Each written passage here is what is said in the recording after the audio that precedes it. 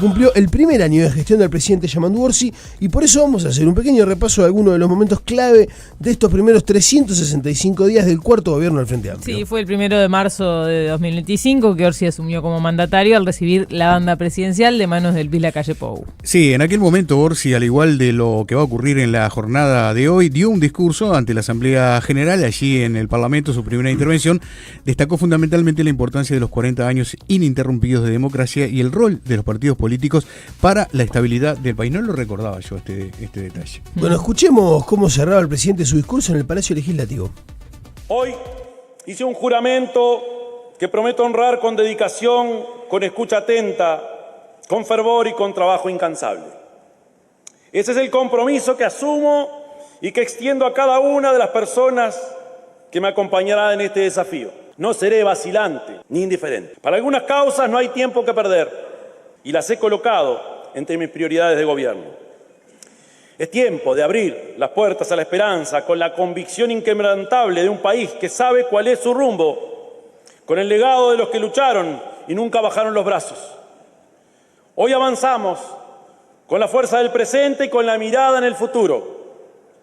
Vamos a construir un mejor Uruguay. Hoy comenzamos. Larga vida a la República, larga vida a la democracia, larga vida a los partidos políticos que garantizan el pluralismo y la libertad. Que nuestro país siga siendo un faro de convivencia, de respeto y de desarrollo para todos los uruguayos y uruguayas. Bueno, a partir de esto es que vamos a hacer un repaso a algunos de los momentos, como te decíamos, ¿no?, que marcaron la agenda de este año y que fueron desafíos para el gobierno. Sí, uno de los que marcó el principio del gobierno, ¿se acuerdan? Fue el episodio que tuvo como protagonista a la ministra de Vivienda, Cecilia Cairo. Sí, efectivamente. Luego de que los colegas de la pecera informaran que Cairo estaba en una situación irregular en su vivienda, ya que no pagaba las contribuciones correspondientes para la cantidad de casas construidas en ese terreno, fue cuando se da este primer revés del gobierno de Orsi. Bueno, en ese momento la presión desde la oposición, como también desde muchos integrantes del propio Frente Amplio, ¿te acordás, no?, se puso sobre Cairo, quien a pocos días de verse obligada a presentar su renuncia había justificado su accionar. Sí, vamos a recordar lo que decía Cairo en esa conferencia. Fui construyendo cada uno de los espacios como podía. Es verdad que tuve muchísimas prioridades, entre ellas ayudar a mis hijos a que pudieran tener una salida. Y capaz que toda esa ayuda que di durante tanto tiempo hizo que hoy yo sea ministra de Vivienda, porque sé lo que le pasa a la gente para poder construirse su lugar. Y no dimensioné que no había pagado un impuesto, que no había regularizado las construcciones. Pero entonces, ante el hecho clarísimo de que ahora soy ministra, que a veces me olvido, y que como ministra de Vivienda tengo que regularizar esto, ya los compañeros, tomé la decisión de que no voy a esperar. Ya los compañeros están en eso, ya me consiguieron arquitectos porque por suerte hay una red de gente que me quiere, y esa red de gente me va a ayudar porque obviamente eso tiene un costo, y veré si además tengo que sacar un préstamo, no lo sé porque no sé ni cuánto es, y a partir de ahí voy a regularizar la situación. ¿Tiene para decirle, ministra, justamente a quienes sí, bueno, con un pasar tal vez peor que el suyo respecto a lo económico, sí pagaron sus impuestos y pagaron todo lo que correspondía? Pero yo no es que no haya pagado los impuestos, los pagué. Y te contaba que crié 3 hijos. Pero usted paga esto como terreno baldío y acá hay muchas viviendas construidas, ministra. Quienes sí construyen y regularizan su situación, ¿qué tiene para decirle a ellos? Y bueno, eso que te dije antes, que lo hice ayudando a la familia para que tuviera un lugar. Entiendo ahora que tengo que regularizar esa situación, así que lo que les digo es, disculpa si me equivoqué, no cometí delito y lo voy a resolver.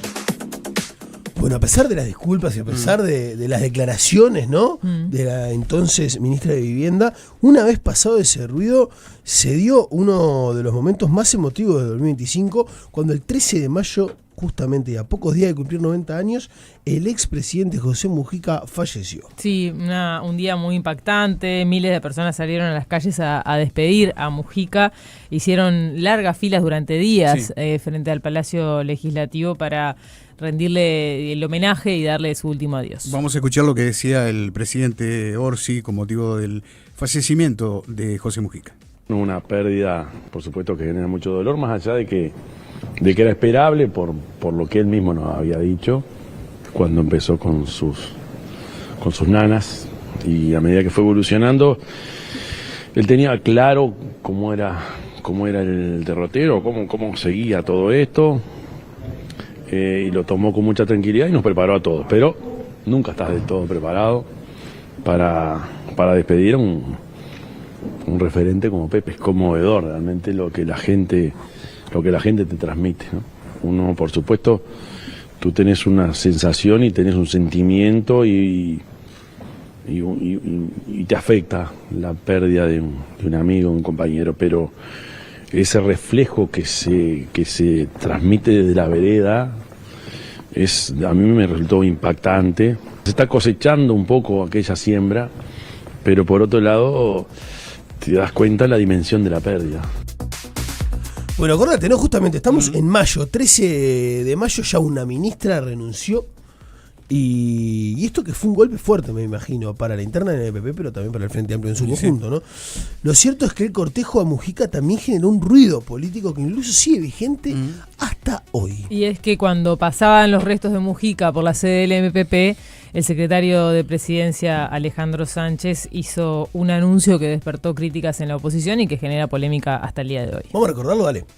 Una parte de esa siembra, una parte del trillo del viejo, y en honor al viejo, a 8 kilómetros del Cerro Norte en Florida, hoy el Instituto de Colonización compró 4.000 hectáreas para los trabajadores rurales, para los productores.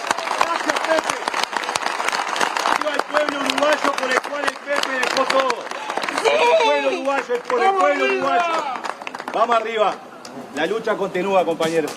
¿Vos te das cuenta de que si Sánchez no hubiera hecho esto, nadie se enteraba de María Dolores, nadie se enteraba de la compra? O por lo menos no en ese momento. O por lo menos no en ese momento, ¿no? Y seguramente hubiera pasado desapercibido. Y era el tema, obviamente, del día, era la muerte de Mujica, ¿no? Claro. Y él se fue arriba en esa... Bueno, capaz que lo tenía meditado y no es que se fue arriba, yo qué sé, eso no lo sabrá solo él, ¿no? Sí. Pero después de ese anuncio se puso el foco en esta compra, en la necesidad de llevarla adelante y fundamentalmente en el costo que tiene. Sí, de hecho todavía se está a la espera de concretar una comisión investigadora a nivel parlamentario para determinar cómo fue el proceso y si hay algún tipo de consecuencia política por todo esto. Hay otros dos puntos de discrepancia entre gobierno y oposición que se han destacado y se trata de dos decisiones del Ejecutivo de la calle Pou que el Ejecutivo de Orsi dejó por el camino y los conversábamos, ¿te acordás? El miércoles pasado con Fito Garcés. Bueno, uno de ellos es el proyecto Neptuno, que en una conferencia de prensa Orsi dijo que haría una nueva negociación con el consorcio. Escúchalo. Nuestra posición crítica nos obliga o nos empuja a analizar la situación y generar un ámbito de renegociación o de negociación con el consorcio que tiene asignada la responsabilidad, porque consideramos que hay caminos como para avanzar, por supuesto, a partir de nuestra visión crítica, pero también avanzar a partir de los compromisos que como Estado el Uruguay ha asumido. Como siempre dijimos, el Estado es uno, los gobiernos pasan, nosotros tenemos que ver de qué forma, con lo que está establecido en un contrato, cómo nosotros podemos ir modificando, de qué forma podemos renegociar este compromiso, porque acá hay dos cosas que tenemos que resolver. Por un lado, y lo fundamental, es el agua potable para nuestra gente, y el segundo elemento central es el Uruguay tiene que cumplir con sus obligaciones. Bueno, el otro en realidad es el del ya mencionado astillero Cardama, ¿no? Y la construcción de las dos patrulleras oceánicas. Sí, son los dos grandes. Ahora podemos hablar de alguno más en base al documento que compartió el Partido Nacional, de críticas justamente por ese afán que ellos llaman revisionista y de regresión, de desandar el camino del gobierno anterior. Bueno, hablábamos del tema del agua y también el tema del astillero es el otro gran, digamos, la otra gran marcha atrás que hizo Orsi. Ahí entrarán las fundamentaciones, por supuesto, pero lo cierto es que se desanda un camino ya cruzado por el gobierno anterior ante la sospecha de un intento de fraude al Estado uruguayo. Esta conferencia de prensa ha sido convocada en virtud de la constatación de hechos que ameritan la comunicación por la gravedad que reviste. Decidí iniciar acciones para rescindir el contrato con la empresa Cardama para la compra de las dos patrullas oceánicas. El lunes pasado firmé una resolución que, ante el vencimiento de la garantía de fiel cumplimiento, una resolución para ejecutar esa garantía. Es por eso que instruimos al embajador uruguayo en el Reino Unido para que se presentara ante las oficinas de la empresa que oficiaba como garantía, y de lo surgido de esa instrucción hemos decidido hacer denuncia ante la justicia en su fase civil y también penal, porque hay fuertes indicios de que estaríamos ante una estafa o un fraude al Estado uruguayo. 9 de la mañana, 40 momento, ¿no? minutos. Sí. No, recordar la conferencia. Sí, totalmente. Repasando el documento que mencionaba, ellos agregan otros, ¿no? De este revisionismo como práctica de gestión, además de la política hídrica y lo de Cardama, que ellos lo titulan como instalar sospechas como narrativa ante los contratos públicos. También está el tema de la educación. Lo hablábamos con Robert Fito. Silva también hace algunos días. Cómo se ha desandado también parte de lo que es la transformación curricular, ley de medios, lógica de borrador permanente, dice el Partido Nacional, el tema del combustible también, la manera en que se fija el precio, el asunto del pago en efectivo, estamos viendo ahora cambios en relación a eso en la ley de lavado de activos, incentivos a la inversión, también ha habido cambios en ese sentido, saneamiento, todas las obras que se habían anunciado en el gobierno pasado han quedado también un poco en duda. Bueno, en fin, por ahí va un poco la evaluación que hace el Partido Nacional de este primer año, que tiene que ver con esto, ¿no? Que quizás no estoy poniendo una valoración, lo que sí está claro es que el gobierno, el primer año, ha dado marcha atrás en varias de las decisiones del gobierno anterior, ¿no? Sí, veremos cuáles son los ejes que plantea Orsi hoy a las 19 horas ante la Asamblea General, ya cumplido este primer año de gobierno, con expectativa de lo que pueda decir el presidente. Más que lo que pasó, anuncios para adelante. Sí, dicen que han querido transmitir que este va a ser el año del hacer, así lo ha indicado también Sánchez en particular, y que lo que va a hablar hoy Orsi tiene que ver con la puesta, digamos, en marcha de aquellas 60 medidas, 63 creo que eran, que se habían anunciado Colonia, en su momento en la Plaza de Toros de Colonia, en campaña electoral, y empezar a aplicarlas ahora con el presupuesto en la mano, ¿no? Claro.